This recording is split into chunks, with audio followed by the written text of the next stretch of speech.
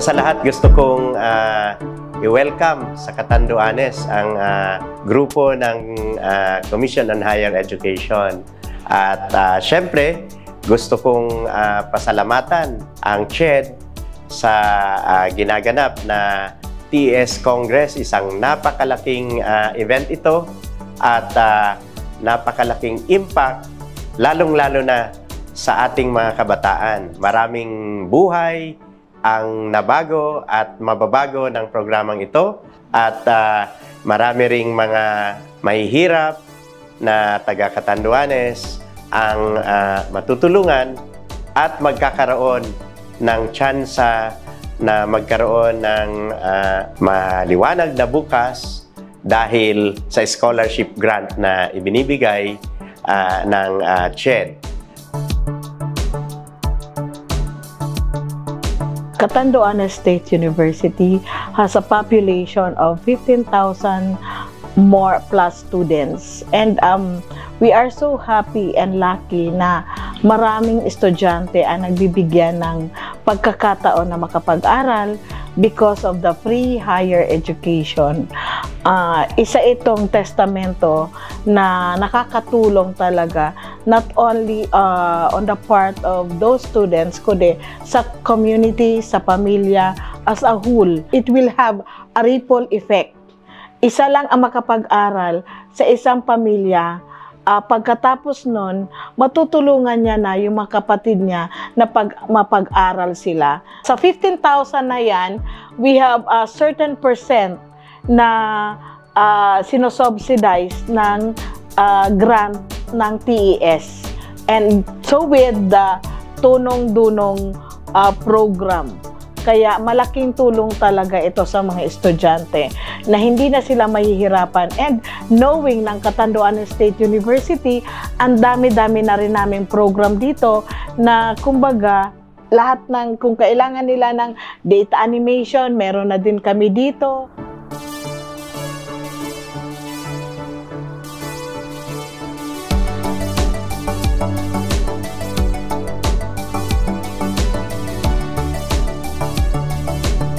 We launch different programs and projects of CHED Unifast Bicol. Ito ay para maayos ang ating implementation ng ating Unifast programs. Kaya nga nandyan ang ating handbook in the implementation ng ating Unifast programs. Nang gayon, maayos natin ang ating pag-i-implement ng programa. At nariyan na rin ang ating AI na sasagot sa lahat ng mga katanungan sa scholarship. Ito ay ating nilaunch ngayong araw na ito para mapabuti natin ang ating serbisyo sa ating mga estudyante at mga scholars. Maliban sa financial assistance na ating ibinibigay, gusto rin namin mag-provide ng psychological and emotional support. Considering the dearth of registered guidance counselors throughout the country, naisip namin ang whole of region approach sa pagbibigay ng online guidance services sa ating mga scholars. Alam nating lahat ang mga kabataan ang pag-asa ng ating bayan, kaya naman bilang pagkilala sa ating tulong na naibigay sa kanila, meron tayong munting hiling. Ito ay ang pagtatanim ng ating mga indigenous and native trees at mga fruit-bearing trees para naman sa ating climate change mitigation and action at gayon din tulong natin sa ating food sustainability program. Nag-imbita tayo ng mga scholarship coordinators, accountants, sa isang pagpupulong, tinatawag itong USAP. No? It's actually a conversation between the Unifast of Region 5 and the HEIs of Region 5. It's actually a reorientation ng mga guidelines ng Unifast, no? Especially dun sa billing and liquidation. Pag gusto natin ma-improve ang performance ng Unifast Region 5 sa billing and liquidation, as much as possible, ma-meet natin yung mga guidelines ng COA and ng DBM. So we really encourage the HEIs to come and join us kasi ang problema namin ay nagpapalit-palit ang mga focals.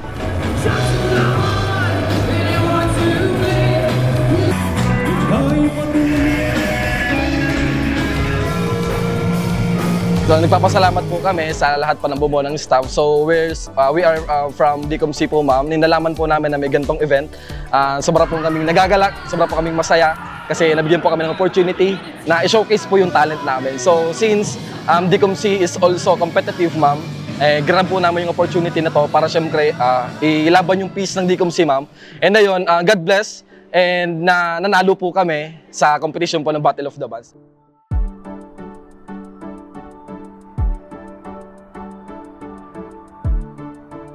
Per record, the Catanduanes State University started the implementation of the TES since 2018-2019, but of minimal numbers. It increases as years go, and recently from 2021 to 2025, we have more than 3,000 grantees. So this financial assistance really brought support to students. Some of them are already engineers, nurses, some of them are already in abroad, some are in the mainland, in the city, in Manila. Many are already successful. The university officials, on behalf of our president, we are grateful that there is a financial support from the government through the TES, which certainly support the students in their major expenses like boarding house, their food, and their thesis, reproduction of materials in their studies, which most of them come from abacus strippers, fishermen, tricycle drivers, construction workers, which for them it would be impossible to finish the tertiary education because majority of them come from the farthest towns of Catanduanes.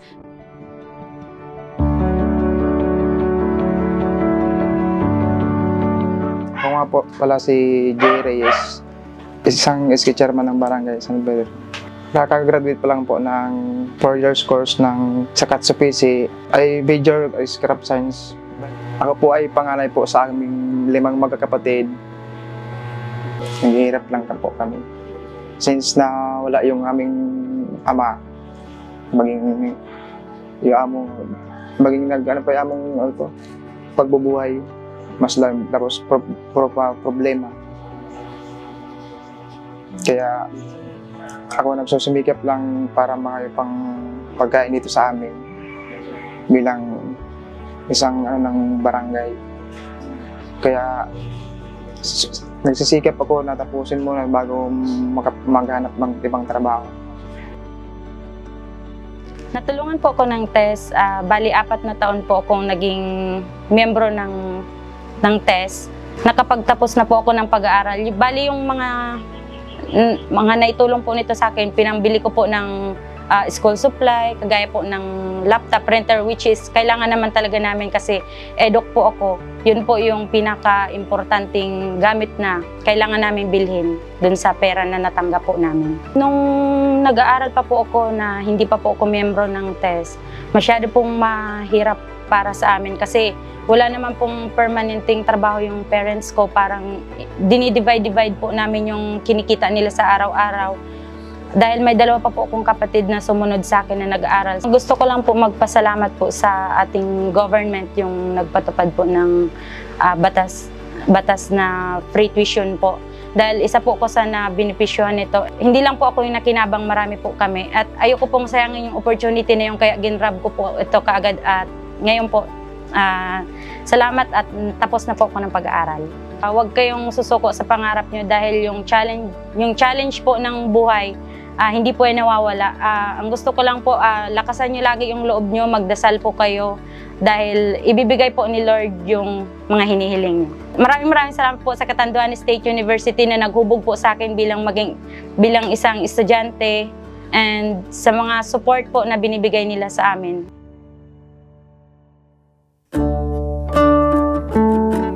Pang-anim po ako sa mga kapatid, bali 7 po kami. So, yun po, as a college student, marami po talagang mga pinagdadaan ng hirap, even though may mga personal battle tayo. Tapos yung mga ano pa sa ACADS, mga problema. Simple lang po kami, mga farmers lang po kami. Yung mga kapatid ko po, hindi po sila nakapagtapos. Sila po yung nagtutulong-tulong para po matustusan yung pag-aaral ko. Yun po yung parang sobrang nakakaduro ng puso. Kasi yung bunso ko pa yung kapatid yung nagparaya para ako po yung makapag-college ngayon. Yung pinaka-passion ko po talaga yun ngayon, ma'am, is yung magturo sa mga estudyante. So, kinuha ko po yung BEd kasi sa tingin ko doon naman po ako mag-i-excel at doon naman po ako makakatulong po sa mga kababayan natin para po matulungan yung mga bata na ma-reach nila yung mga goals nila in the future. Wala na po talaga akong balak mag-aral yung last year. Nagpunta po ako dito sa Panganiban po para po maghanap ng trabaho kasi po pupunta po ako sa Manila. Tapos sa ngayon po, yung naging test grantee na po ako, yun po, nakatulong po siya ng sobra. Tapos pinapagpatuloy ko na po hanggang ngayon. Sobrang saludo po ako sa programa ng TESS kasi po yun napakaraming estudyante po na nanginginabang at maraming estudyante po na nawawalan po ng mga barrier po, mga hindrances, lalo na sa financial kasi yan po yung pinakaunang problema ng mga estudyante, yung mga financial needs nila, kung ano yung mga kailangan nilang bilhin, lalo na sa education.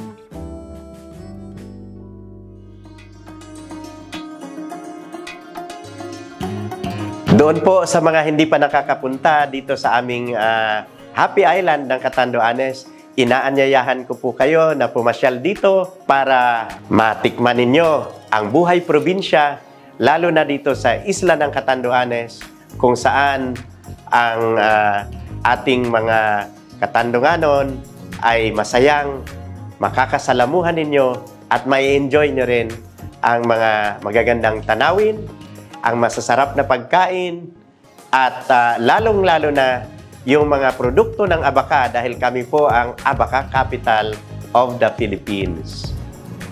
Kasama ang Catanduanes State University sa Achieve Agenda ni Chairperson Shirley Agrupis at programa ng UNIFAST sa pagpapaunlad ng Philippine Higher Education sa buong bansa. Sa CHED Regional Office Bicol, ang amin ay hindi lamang achieve kung hindi achieve Shirley.